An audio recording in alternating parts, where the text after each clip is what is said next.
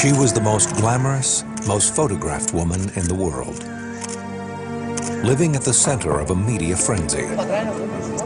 Out, O-U-T, out. A frenzy that both fed and exploited the world's obsession with her. Within a year of her 1996 divorce, she was dead. This country is in deep shock and mourning. It was the eerie fulfillment of Princess Diana's own worst fears. Diana was concerned that she was in danger. She knew what might happen to her, and goodness gracious, it came to pass. From the beginning, skeptics have questioned the official version of Diana's death. I'm saying that the one that I find least plausible is that it was a garden variety accident.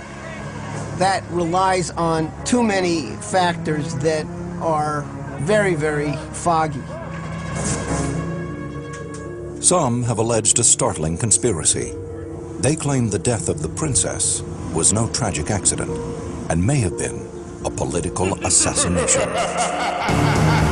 Broadcasting live from the dark and cold dungeons deep beneath the KLAV studios in Las Vegas, Nevada. Prepare yourselves to be taken away into another dimension as we now have control over your thoughts, fears, and perspective of the unexplained world you dare not speak of. With your hosts, Lindsay Knight and Michael Knight. Ladies and gentlemen, we now open the gates to the paranormal and beyond.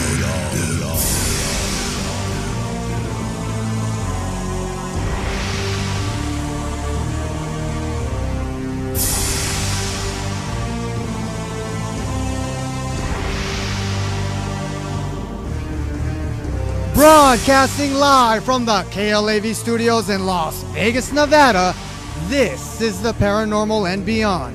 On the evening of Sunday, August 31st, 1997, a Mercedes-Benz S280 carrying passengers Lady Diana, the Princess of Wales, and her boyfriend Dodi Al-Fayed sped off from the Ritz Hotel to evade the paparazzi through the streets of Paris when suddenly crashing into a pillar inside the tunnel of the Dialma underpass, killing both the princess and her lover. Now, nearly 16 years after the Princess Diana's death, new evidence points to the possibility that the accidental car crash of the princess may not be accidental at all and was more likely an assassination by the royal monarchy. When we return, we will reopen the case regarding Princess Diana's death and see if in fact this theory of murder does hold water. Straight ahead on the Talk of Las Vegas, KLAV 1230 AM. Your ticket to the unknown is at Knight's Paranormal Research Society.com. UFOs, ghosts, aliens, hauntings, mysterious places and more can be found at Knight's Paranormal Research Society.com. Knights with a K, Paranormal Research Society.com. Based out of Las Vegas, Nevada, Knights Paranormal Research Society is owned and operated by the renowned brother and sister team of Michael and Lindsay Knight. Seeing is believing. And at Knight's Paranormal Research Society.com, you're going to believe.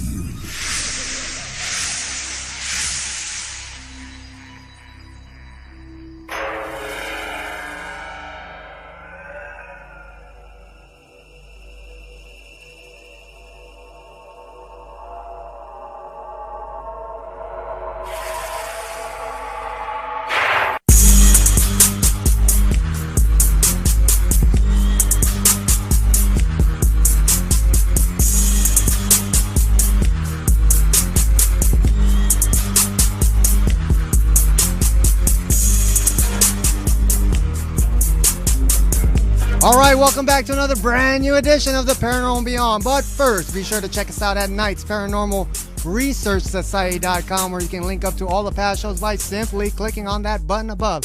That's Knight's Paranormal Research Society.com. Want to pursue a career in acting? Well, start acting right now by logging on to Hollywood Bound Acting Academy. HollywoodBoundActingAcademy.com. Once again, that's HollywoodBoundActingAcademy.com. Special shout out to all those listening to us online through the KLAV1230AM.com website, and all those driving around in the Vegas Valley listening to us on your car stereos. Much obliged. All right, we got a great show for you today. I'm your host, Michael Knight. Alongside is your hostess, Lindsay Knight, your radio evangelist, spreading the truth and knowledge and waking that alarm clock that resides inside of you. How are you doing, Lindsay? Good as always. How are you? I am just peachy, and we got a great show for you today because we're going to get into the death of Princess Diana. Was it an accidental car crash, or was it bloody murder from the royal monarch? And we'll get to that straight ahead. But first, let's get into the news. Topping the news for the Paranormal and Beyond this Wednesday, October 2nd, a 2-year-old in China is reported to have given birth to the undeveloped fetus of his twin. Zhao Feng of Huai was taken to the hospital after his parents noticed he had a bloated stomach and was having trouble breathing. Doctors found that Feng was actually carrying an undeveloped fetus inside his stomach and removed it through emergency surgery.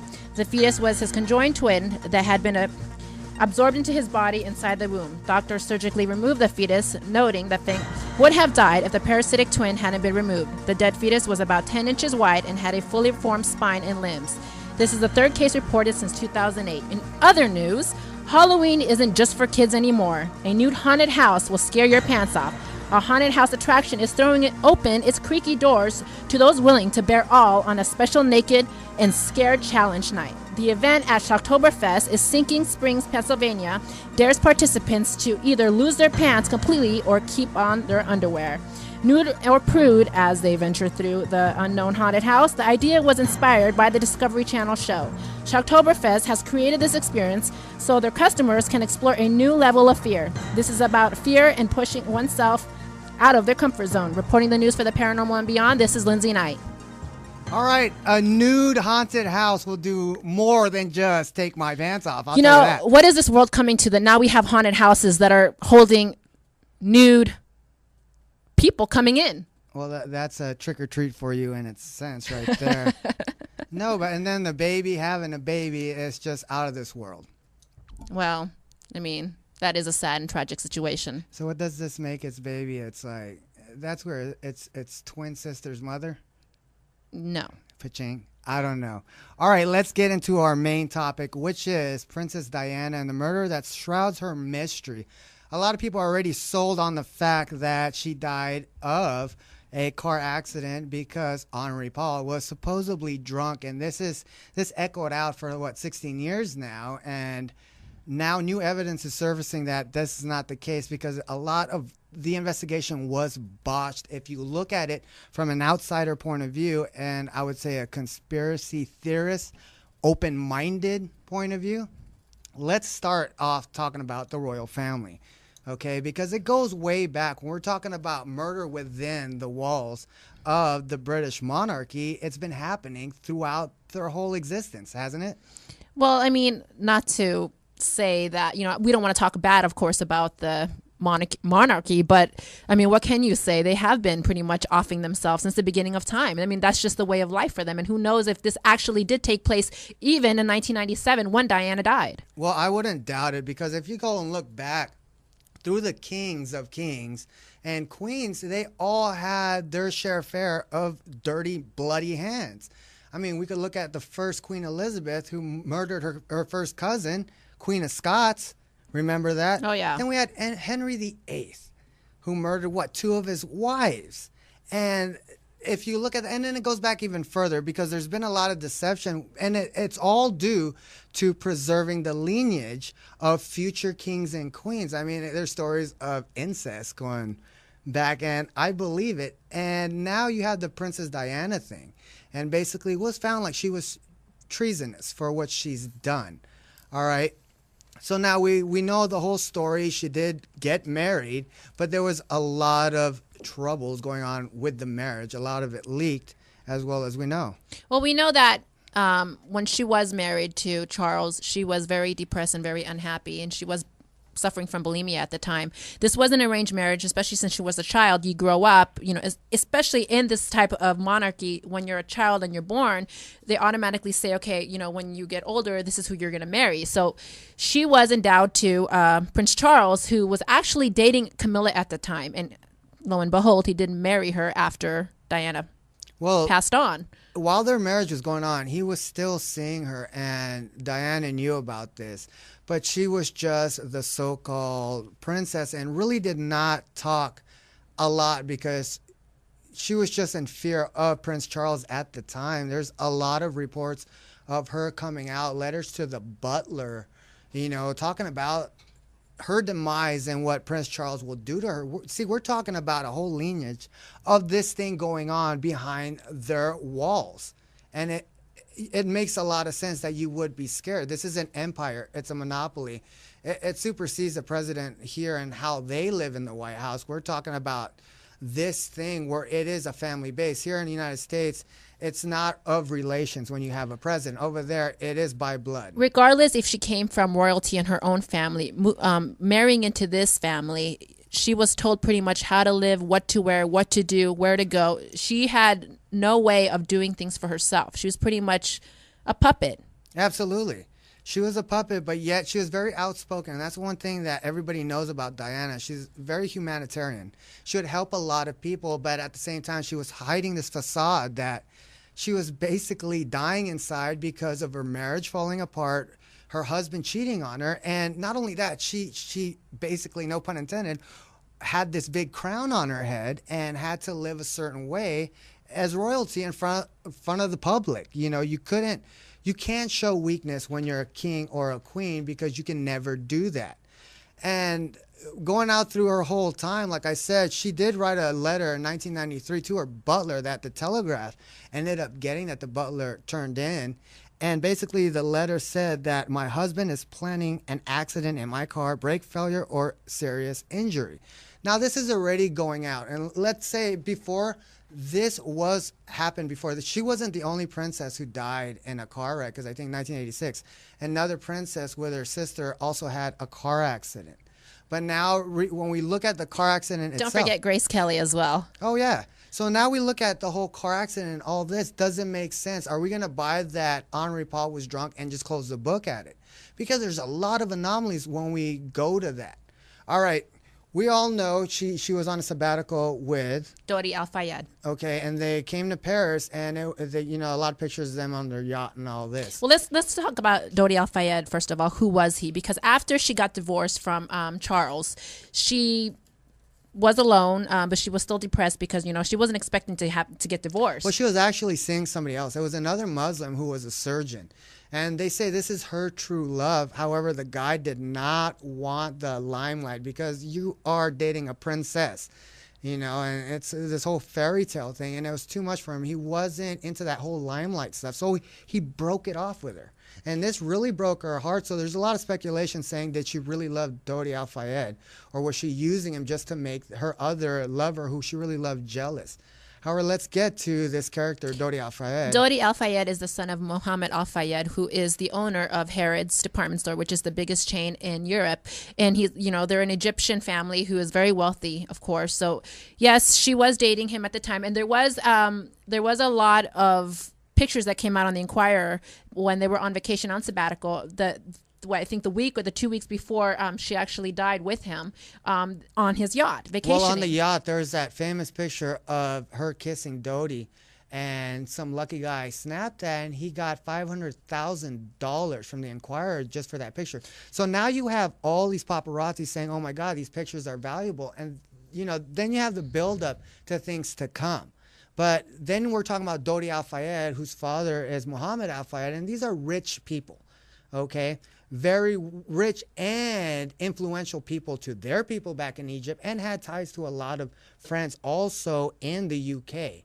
So it's a double-edged sword, because now you're messing with the princess, who's still a princess. Not to mention he was a Muslim as well. Exactly. So, and then we just talked about the hierarchy, so how they're all interbreeding and trying to keep the blood pure. So now you have a threat that Princess Diana may have a child, 100% probability, having a child from Muslim descent that would be tied to the royal lineage. See, what people tend to forget too is that even though she was divorced to Prince Charles, she was still tied to the family in a big way, and her getting involved with somebody as a Muslim was not very good for the family as far as Charles's family. Well, it's like church, you know. You can't. I'm a priest, and then my daughter ends up marrying a devil worshiper, you know, somebody from the Illuminati or something like that. But that was a no-no. It did not sit right. And then the possibility of having this offspring, which is in a total different religion, just looks really bad. And not only that, you have Princess Di, who's out there and was basically the main focal point of the whole royal family. It took away attention from, you know, Prince Philip, Prince William, and they were all looking at, you know, well, she was Diana. doing a lot of humanitarian work at the time, huge amount of humanitarian work, especially when it came to even the after her landmines. divorce. Oh, yes. And so she was the main political figure when it came to the royal family. And it's very strange that you would think that this one princess became the main figurehead, and you would think that it would be the second reigning queen, Queen Elizabeth, but it was not actually. It was all Princess Diana. But what was it about her that made her stand out so much? Was it because she was this sweet, innocent woman that was, you know, taken advantage of by her then husband? There's a lot of possibilities when it comes to that on her being taken advantage, but we all know she was outspoken. She did a lot of interviews she wasn't supposed to do, because when you're talking about the royal family and we're talking about a tight bloodline here, it's not like our government. You know, you hear a lot of stuff and that's it, because there's different branches of government. When you hear stories come out of, you know, Buckingham Palace, you're talking about it could be your sister, your cousin, who is backstabbing you, but we went through history. This is what they do. It's not surprising that they kill, you know, their own kind and their relatives. And it's possible that they did this today. And there's a lot of reasons why. One is the religion base, because, you know, the Muslim whole thing, bringing that into the royalty, because basically if she did have, you know, a kid, yeah, he wouldn't take the throne, but he'll be attached to the bloodline. That will go on for years, and they don't like that to happen. Hence the inbreeding. I don't know if that's going on now, but, you know, it did happen, and we hear stories about that. So now we have this, and a lot of people ask, why did she come to Paris, all right, with Dodi? And this was supposedly to pick out their wedding rings. And they got word about this. See, what's weird about this whole thing, they kept everything so hush-hush. You know, you have celebrities now used to work at Caesar's Palace, and they don't even know they're there, but they pop up in the store.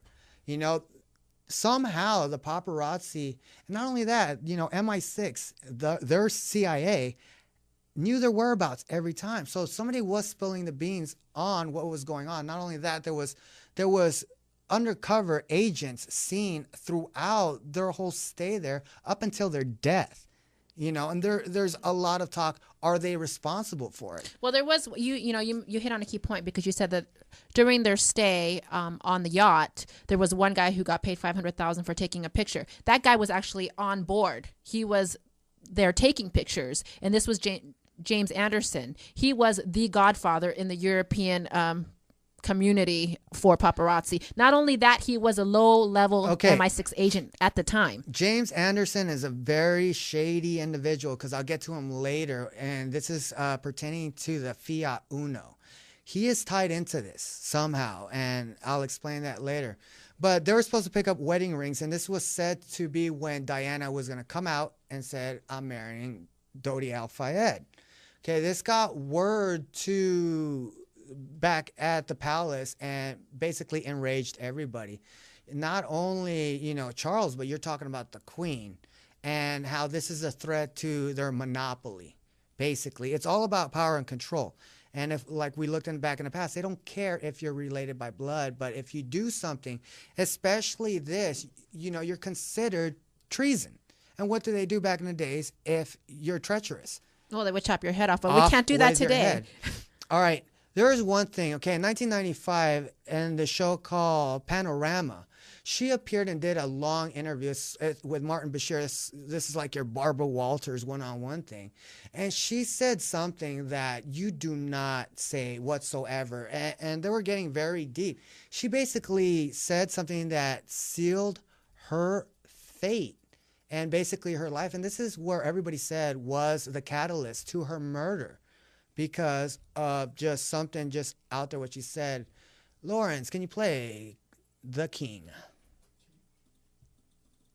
Do you think the Prince of Wales will ever be king? I don't think any of us know the answer to that. And obviously it's a question that's in everybody's head. But who knows? Who knows what fate will produce? Who knows what circumstances will provoke? But you would know him better than most people. Do you think he would wish to be king? There was always conflict on that subject with him when we discussed it. And I understood that conflict because it's a very demanding role, being Prince of Wales. But it's equally a more demanding role being king. And being Prince of Wales produces more freedom now, and being king would be a little bit more suffocating. And because I know the character, I would think that the top job, as I call it, would bring enormous limitations to him.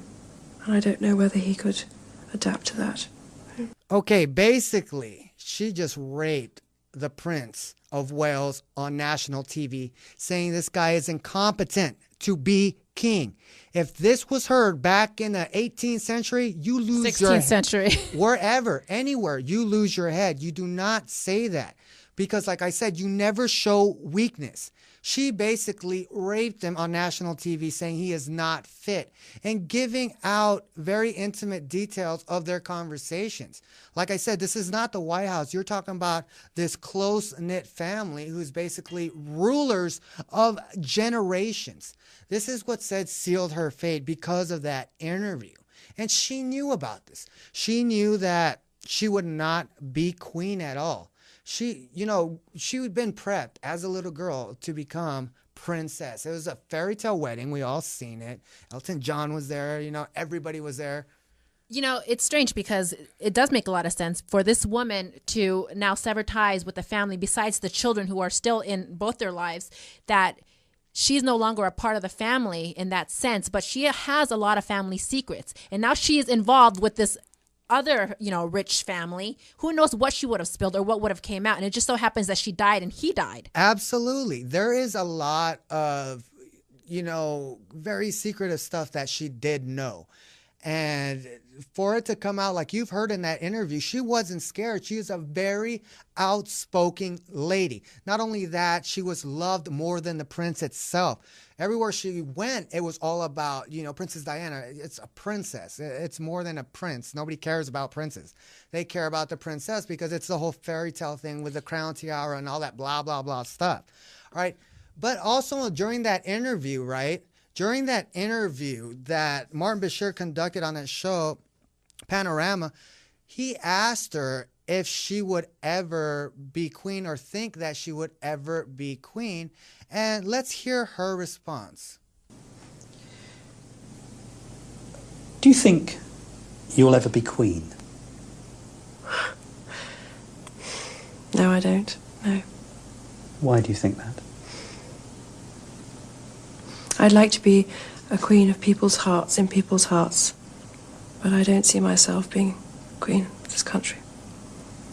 I don't think many people would want me to be queen. Actually, when I say many people, I mean the establishment that I'm married into, because they've decided that I'm a non-starter. Why do you think they've decided that? Because I do things differently. Because I don't go by a rule book. Because I lead from the heart, not the head. And albeit that's got me into trouble in my work, I understand that. But someone's got to go out there and love people and show it. And do you think that because of the way you behave, that's precluded you effectively from becoming queen? Yes, well, not precluded me, I wouldn't say that. I just don't think I have as many supporters in that environment than I did. Yeah. You mean within the royal household? Mm-hmm. Mm-hmm. They see me as a threat of some kind. And I'm here to do good. I'm not a destructive person. Why do they see you as a threat? I think every strong woman in history has had to walk down a similar path. And I think it's the strength that causes the confusion and the fear. Why is she strong? Where does she get it from? Where is she taking it? Where is she going to use it? Why do the public still support her? When I say public, you go in and do an engagement and there's a great many people there.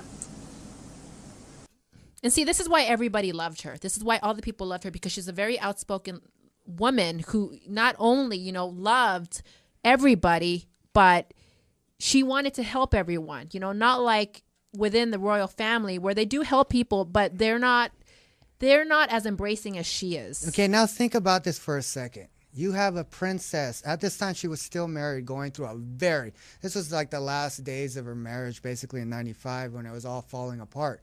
Now you have a queen, not a queen, but a princess, talking about she'll never be queen. That is a very, very bold statement to say unless your life has been threatened. We all know in 1995, she wrote that letter to her butler saying that Prince Charles was planning a car accident. I already told you it has happened before with a plot to kill, you know, future hierarchies, whether it's in different states, whoever is at the time as a leader. You basically heard her say that she'll never be because of the current times as it is. She is talking about the House of Windsor, all right? She is talking about the crest. She is talking about the crown, where she lives in, and how she'll never be that. We all know, if we go back to Henry VIII, with what happened with Catherine, you know, being dragged across for that, and also, who's that, his other wife, who got her head chopped off? Anne Boleyn. Exactly. So there's already history that you don't play that. Now, this is the same interview where she talks about Prince, you know, William not able to handle the crown of being king. So what would possess her to do this? Was she down at her wit's end and basically she could, this is a woman who can't hide. You can't crawl under a rock when you're a princess. And at this time she was still married. Well, I'm sorry, you said William, that's her son. Okay. So you mean Charles. Charles, yeah. Excuse me. And then at the time on their interview, I don't have the cuts to that, but she was basically, Martin Bashir goes ahead and asks her, do you want a divorce? She says no at this point. She wants to work it out. However, that is not the case. And it led to, you know, I think at this point, she's already going to be granted a divorce just for what she said. And it was a very just bold statement. And you heard it from her, you know, talking about the way she was as a woman. And we're hearing this woman who is very humanitarian, but yet you would think you would want this from a princess, you know, somebody out there who is out for her country to do good. But this is not the case because something more sinister is involved. And we've talked so much about control and power. We talked about shadow governments, and we've talked about Illuminati. And we've talked about, you know, the royal family being these lizard people and all that stuff. And it does make a lot of sense when you are trying to keep power and control, especially security. That is the number one thing. And then you have this harlot who's out there giving away secrets on national TV. And we're talking about the BBC, all right? This is the biggest thing. And not only that, Murdoch, the one we talked about the cover-ups that backfired, he owned the biggest newspaper at the time and was getting insider information from this Dodi Al-Fayed's own personal team. All right? Here's how scared she was. Even though she got a divorce, she was still under protection by the crown. But she said she did not want the protection from Buckingham Palace or none of them. She would rather be under Dodi Al-Fayed's own secret security team. Why would you do that? Because you're scared. And she knew that she was up and going to be assassinated. It's a no-brainer. She talked about, when she was talking about Prince Charles, she talked about how she knew the character and what happened. You're talking about an insider here who knows a lot of insider information. Either you kill the person so you don't have to worry about them no more, which we know a lot of people do in America, that they speak out something and then next thing you know they're gone. Look at, what's his name? Snowden. Look at what he went through. Oh, he's in Russia now. But that was of his own doing. Exactly, but just the information a lot. But look what it did. It caused a firestorm. But this is in government. Now you take, the monarchy itself, where it's connected with family, and it's like a slap in the face. Okay, so now this is 16 years later, and now apparently, well, we're going to go to break, but when we come back, we're going to talk about the crash itself, the autopsy, what went on in the hospital, the ambulance ride, and all the stuff that doesn't add up. Even though, the puzzles fit, this is not going to fit even if you hit it with a hammer.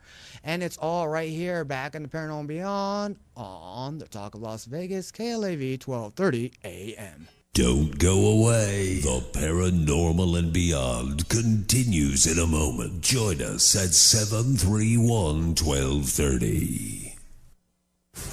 Your ticket to the unknown is at knightsparanormalresearchsociety.com. UFOs, ghosts, aliens, hauntings, mysterious places, and more can be found at knightsparanormalresearchsociety.com. Knights with a K, paranormalresearchsociety.com.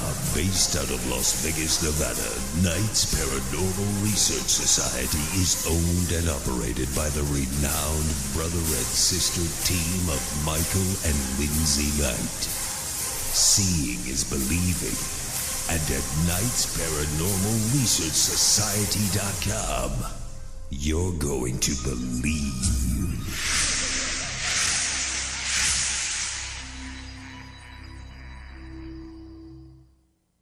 The recession may tempt people to put disability insurance on the back burner. Life Foundation spokesman Anthony Domino explains why that might be a bad idea. People need an insurance safety net now more than ever, particularly with their savings and investments affected by the economic crisis. A disability, either short-term or long-term, is perhaps a greater threat than you losing your job. If you and your family depend on a paycheck, protect that income. Talk to your employer or an insurance professional. A message from the nonprofit Life Foundation. Michael Vick's guilty plea didn't solve the problem of dogfighting in America. Over 250,000 dogs are still forced into this senseless and barbaric industry. I'm Wayne Pacelli, president of the Humane Society of the United States. We're offering a $5,000 reward for information leading to the arrest of any person involved in animal fighting. Visit us at humanesociety.org and help us crack down on this crime. A message from the Humane Society of the United States. Visit us at humanesociety.org. Join us every Monday, Wednesday, and Friday, 11 p.m. to midnight, for the Paranormal and Beyond. Join host Michael Knight and Lindsay Knight as they investigate the unexplained and most controversial mysteries of the world. The Paranormal and Beyond, where the paranormal lives on and conspiracies exposed. The Paranormal and Beyond, Monday, Wednesday, and Friday, 11 p.m. to midnight. Brought to you by Knights Paranormal Research Society.com. You are now in the mix with the Paranormal Beyond, only on KLAV 1230 AM.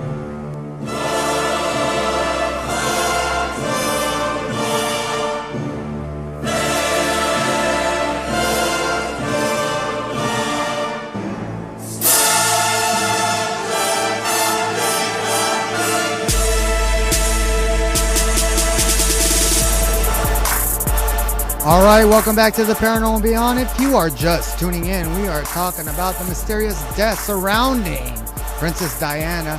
Remember to check us out at knightsparanormalresearchsociety.com, where you can catch up to all those past shows and check out our friends at EOG Sports. Monday through Friday here from 10 to 11 before us. God bless them. Good friends, and great sports statistics they give out. Oh, yeah. All right, let's get back into the show. We left off about Diana. We got to know basically the in-depth, the family itself. We got to hear from Diana, and basically we can hear the scaredness in her voice. Basically just closed off and didn't know what to do. So let's get to the night of the accident. All right, and talk about, starting at the Ritz Hotel, which was owned by Mohammed Al-Fayed at the time. Oh, yeah. Okay, basically they were there. Mohammed Al-Fayed advised them not to leave the hotel. Nobody knows why they actually left. But during the time, part of their security detail they had was there. But when we talk about Henri Paul was always with them, okay? But he decided to take the night off. But weird enough, he came back. he came back and met up with Dodi and Princess Diana. And there was witnesses that said they seen him earlier, 2 hours earlier, talking to somebody they recognized in the MI6 and getting handed off cash. So there's already another whole theory of a conspiracy if it was him. But then people say, but why would he get killed off like that? Was he a suicide driver? I don't think that is the case. I think it was more like collateral damage. Well, there was 4 people in the car. Okay, we have Princess of Wales, Diana. We have Dodi Al Fayed, and then we have Henri Paul, which was the driver at the time, and then we also have the bodyguard, which was Trevor Reese. Okay, so what happens before that? It's around like 11 something, and they told, Dodi told a crew, his security team, to send out in the front a mock-up motorcade. So basically there was a limo there, and this was to throw off the paparazzi. However, the paparazzi wasn't that dumb. And they were, like I said, they were tipped off from the beginning. They knew everywhere what was going on. So out waiting in the back of the Ritz was this Mercedes 280 that they were going to take off to. Now the question is, Dodi Fayed's apartment was only 5 minutes away. However, they did not go that route. And they got in and basically sped off. And reports stated that Henri Paul was going twice the speed limit and entered the tunnel at 90 miles per hour. Okay, there's a lot of speculation on that itself because when they recovered, they detained a lot of paparazzi. There's that famous footage where they're all on the short bus getting pulled away by the police. However, when they talked to all the paparazzi, they said they did not witness the accident. Now, this correlates to the pictures that the police also took from their cameras.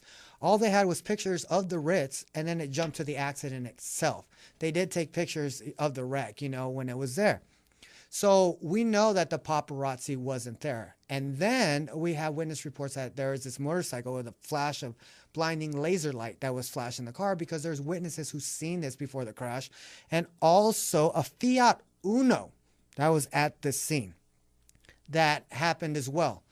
All right, so it leads up, and witnesses say that they seen the Mercedes enter the tunnel. But there's 2 roads that lead into the Tunnel de Alma, right? You have one, and then beside it, parallel to that, you have one going to the Champs-Élysées. That was blocked off by this mysterious motorcycle. So they couldn't take that route, so they entered the tunnel. And when they entered the tunnel, there's witness reports that said at the mouth of the tunnel, the entrance, there was sitting there this Fiat. This is a white Fiat Uno that was sitting there. That pretty much the motorbike actually flew by them, and then this white Fiat cut them off and clipped them. Okay, let me paint a picture. Okay, as they were entering the tunnel, and supposedly what they say was 90 miles per hour, the Fiat Uno, got alongside them, basically cut them off. And just went towards the pillars, and because we all know of the marks left on the Mercedes that was later on identified, and I'll tell you who owns this Fiat Uno, was identified as another car involved in this accident. However, on the scene, it was nowhere to be seen. So witnesses report this Fiat Uno cutting off the Mercedes and then the motorcycle going right beside it and flashing this immense bright laser blinding light. Brighter than photography flash. All right.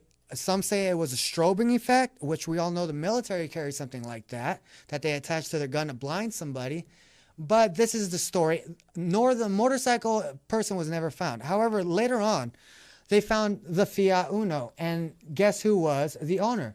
Well, the paparazzi guy, James Anderson, owned it.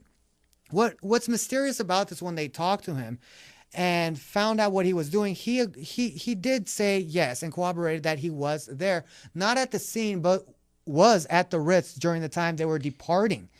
Not only that, that made this weird. That made it very weird is that 2 hours after the wreck, he boarded a flight to Corsica. Where was he going in a hurry? And now to push it even further, 3 years later, he was found burnt in his car, his locked car. And his death is a mystery as well. Okay, well, this doesn't make sense because, again, he was the paparazzi, the first one on site that took those pictures of the scene, of all, pretty much what happened, the wreck. Okay. But here's the thing. You're talking about an inner circle here who had ties to MI6. But he took off. But the witnesses say that they saw him, and some of the paparazzi said that it was James Anderson that was there first. Now, he took off because, again, he was an owner of a white Fiat Uno. 6 months after the death of Diana, okay, his car was sold. Days after the death of Diana, his car was actually repainted a different color. Now, when they repainted this car, there was still some damage on the side. It seemed like scratches. Same marks the spot. Well, it's a no-brainer. That was the car involved. And there's a lot of secrets on what's going on with that. And now, the Mercedes alone. Let's talk about that S230, which wasn't involved in the fatal crash. Before we get to the Mercedes, I want to just say one thing real quick about James Anderson, because he was found dead in his car, locked from the inside. Burnt to a crisp with a bullet to his head. Okay. And it was ruled out a suicide. Not to mention, James Anderson, who worked for the largest, what was it? It's like the Inquirer. He worked for the largest media publication. Yes, in Europe. His somebody went into right after he was killed. So I'm talking about now days right after he's attempted suicide and killed himself, and it's all over the news. Somebody broke into his office where he worked for publication and shot the security guard and stole only in his area all of the incriminating evidence. I'm talking about like the wreck, the pictures, everything. It was all gone. Never seen again. Well, there's no doubt he was involved. There was something that ties him to this, and they found out that this implicated, and this is basically where this whole theory came up that she was murdered. Now let's talk about the crime scene itself. And this ambulance ride and just the whole police in general and how they took care of this. And then the hospital, everything does not make sense. All right, we are talking about the most prominent figure here in the UK who was in a fatal car accident. During the time of the crash, like I said, paparazzi was there taking pictures. Not only that, coming on the southbound lane, at the same time the Mercedes hit the 13th pillar was a doctor driving on the opposite lane. He stopped and got out. When he came upon the scene, he said and quoted that everybody in the car, Diana looked the best out of everybody. And you said also that Diana was also still talking. She was still... Well, she was actually the only one that lingered on. And she kept saying, "Oh my God, oh my God." So she was aware somewhat of what was going on. Okay, these are witnesses on the scene. And then we had the ambulance come, and this was 15 minutes later. Their statement says that she went into cardiac arrest at the time, and they were trying to resuscitate her, in which they did. Now, the ambulance ride is a weird thing. Experts tested this out on the busiest traffic day and also on a rainy day, the most congestive day. They calculated that it only took them 11 minutes to get from the De Alma Tunnel underpassage to the hospital. However, it took an hour and 45 minutes for this ambulance to get there. Like I said, we are talking about the most prominent figure. If you're trying to save somebody's life, you're going to get there at all costs. Not only this, they also stopped their ambulance in front of a museum, which is basically across the street from the main doors to the hospital. You can actually walk there and it'll take you 2 minutes. So what we're talking about here is that from the time of the crash to when the ambulance got to the scene, it took almost 2 hours for them to get to the hospital. So if we calculate that in miles per hour, you're talking about 2 miles per hour. Knowing that there was a hospital within 5 minutes away from if she was to get helicoptered to this hospital, which was 5 minutes away, and it's a 20-minute drive, but she was taken to another hospital. Well, the ambulance driver, who was Michelle, was questioned later on why they took so long. It was the command of the doctor who was in the back who stated that we need to go slow because it might jeopardize another heart attack. It does not make sense because you have all the state-of-the-art technology at the hospital to save her life. We all know ambulances don't carry that much equipment to do surgery on. So it's very peculiar in that whole ambulance ride. When authorities questioned both of them, if they remember the path, because obviously you want to know why it took so long. Did you go the scenic route? What happened? Both of them stated they can't remember. So if we're anybody driving 2 miles per hour anywhere, you'll remember which turn, and you have a long time. to see it. Now let's go back to the Mercedes, because I know you were talking about the Mercedes S280. Now this Mercedes that they were driving in apparently was the only one available that night, even though Doty had many and numerous vehicles that he could have used. Now this vehicle was stolen several months prior, but was actually returned a couple days after it was stolen. Okay, there was an EMS chip, the only thing that was missing from the car. The Mercedes dealership, who wanted to do an exam on the car to make sure, what was, if everything was correct in the car, nothing was, damaged, they were limited to what they can actually examine on the vehicle. So they were pretty much, turned away.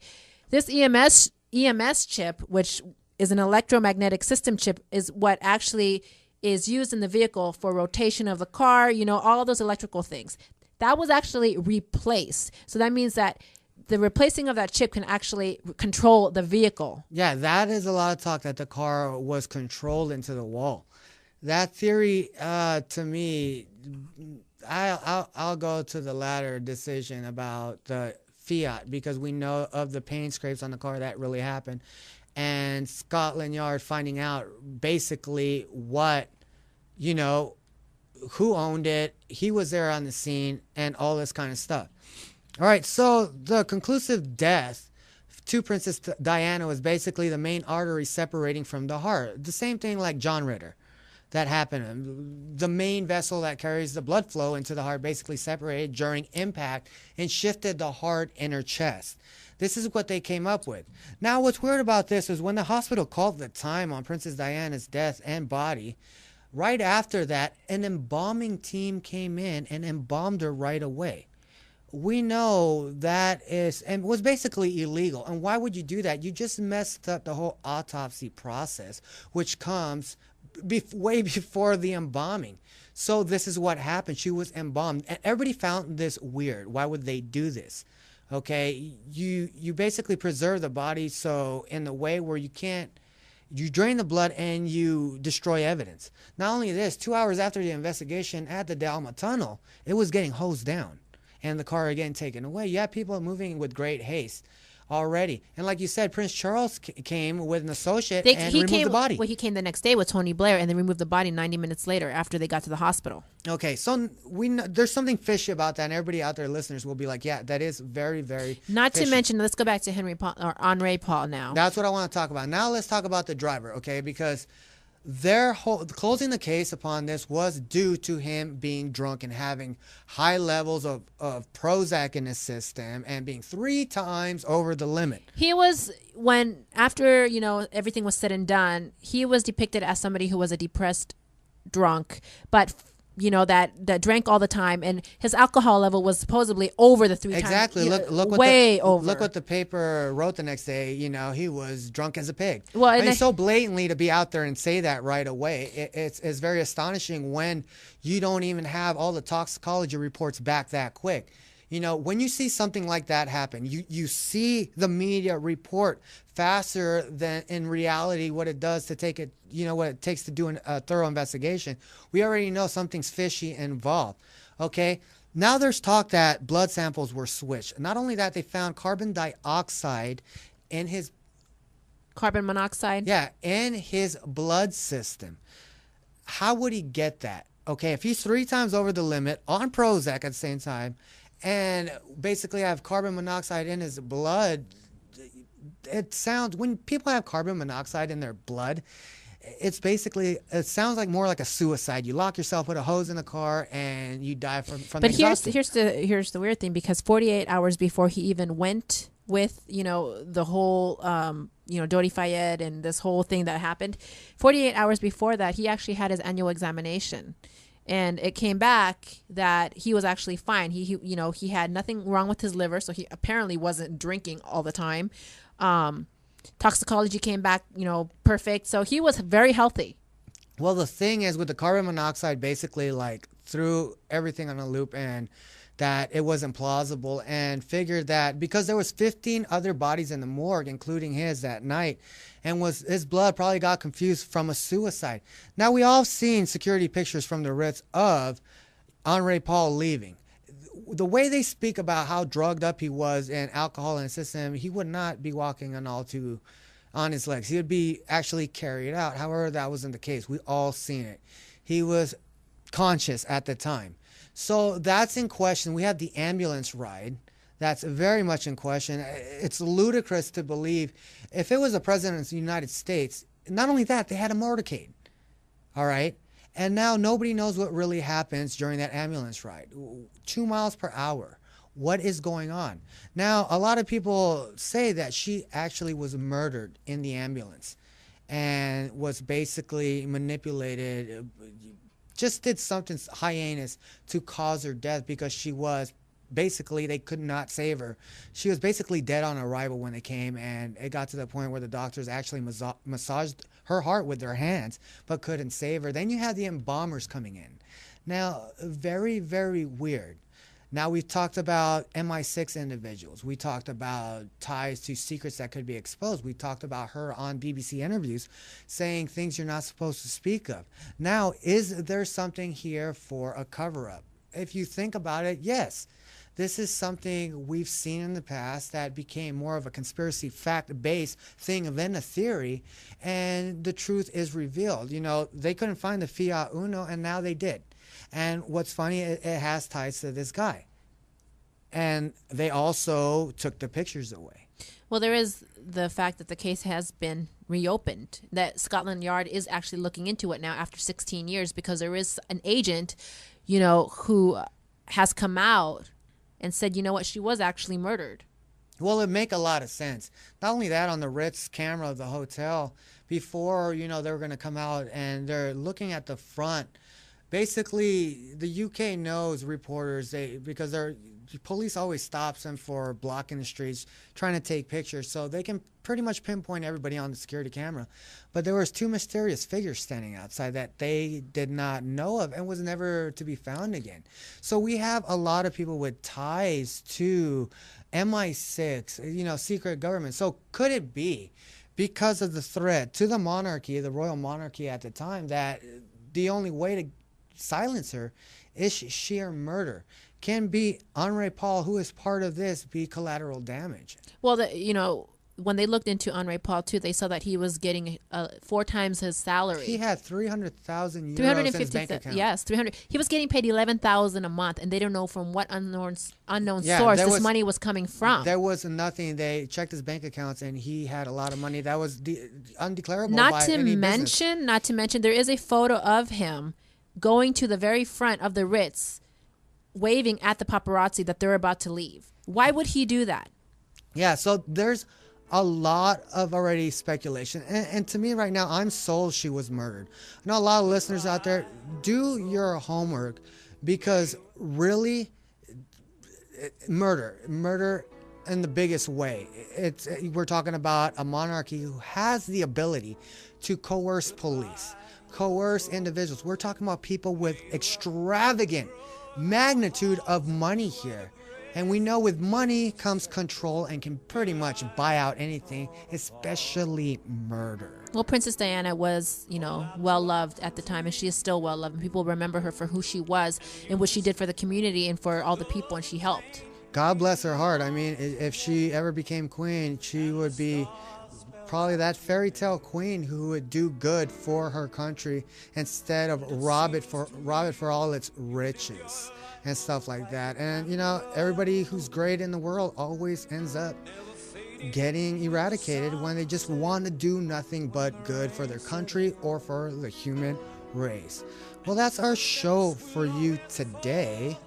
Join us back here Friday as we get into something probably paranormal or something that will wake you up. Remember, if you're out there ghost hunting and your flashlight is flickering, it's probably a good idea to get a new flashlight, or you might step on that crack that will leave you right back here into the Paranormal Beyond. See you Friday, everybody. Good night. Loneliness we've lost, those empty days without your smile, this torch we'll always carry for our nation's golden child. Even though we try, Join us every Monday, Wednesday, and Friday, 11 p.m. to midnight for the Paranormal and Beyond. Join host Michael Knight and Lindsay Knight as they investigate the unexplained and most controversial mysteries of the world. The Paranormal and Beyond, where the paranormal lives on and conspiracies exposed. The Paranormal and Beyond, Monday, Wednesday, and Friday, 11 p.m. to midnight. Brought to you by Knight's Paranormal Research Society.com. This is the Paranormal and Beyond. On the evening of Sunday, August 31st, 1997, a Mercedes-Benz S280 carrying passengers Lady Diana, the Princess of Wales, and her boyfriend Dodi Al-Fayed sped off from the Ritz Hotel to evade the paparazzi through the streets of Paris when suddenly crashing into a pillar inside the tunnel of the Dialma underpass, killing both the princess and her lover. Now, nearly 16 years after the Princess Diana's death, new evidence points to the possibility that the accidental car crash of the princess may not be accidental at all and was more likely an assassination by the royal monarchy. When we return, we will reopen the case regarding Princess Diana's death and see if in fact this theory of murder does hold water. Straight ahead on the Talk of Las Vegas, KLAV 1230 AM. Your ticket to the unknown is at Knight's Paranormal Research Society.com. UFOs, ghosts.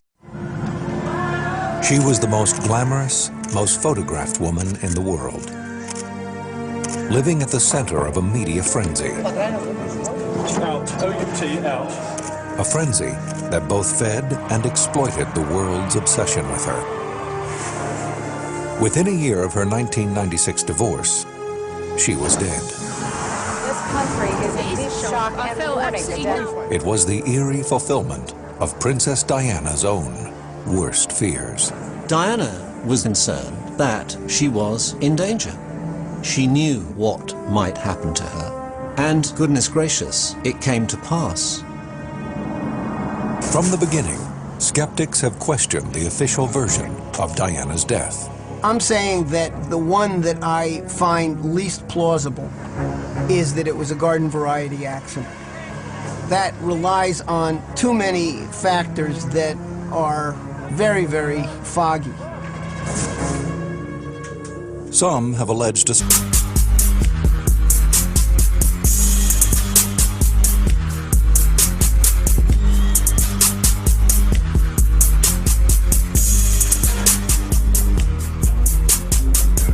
All right, welcome back to another brand new edition of the Paranormal and Beyond. But first, be sure to check us out at Knight's Paranormal Research Society.com, where you can link up to all the past shows by simply clicking on that button above. That's Knight's Paranormal Research Society.com. Want to pursue a career in acting? Well, start acting right now by logging on to HollywoodBoundActingAcademy.com. Once again, that's HollywoodBoundActingAcademy.com. Special shout out to all those listening to us online through the KLAV1230AM.com website, and all those driving around in the Vegas Valley listening to us on your car stereos. Much obliged. All right, we got a great show for you today. I'm your host, Michael Knight. Alongside is your hostess, Lindsay Knight, your radio evangelist, spreading the truth and knowledge and waking... Startling conspiracy. They claim the death of the princess was no tragic accident and may have been a political assassination. Broadcasting live from the dark and cold dungeons deep beneath the KLAV studios in Las Vegas, Nevada. Prepare yourselves to be taken away into another dimension, as we now have control over your thoughts, fears, and perspective of the unexplained world you dare not speak of. With your hosts, Lindsay Knight and Michael Knight. Ladies and gentlemen, we now open the gates to the paranormal and beyond.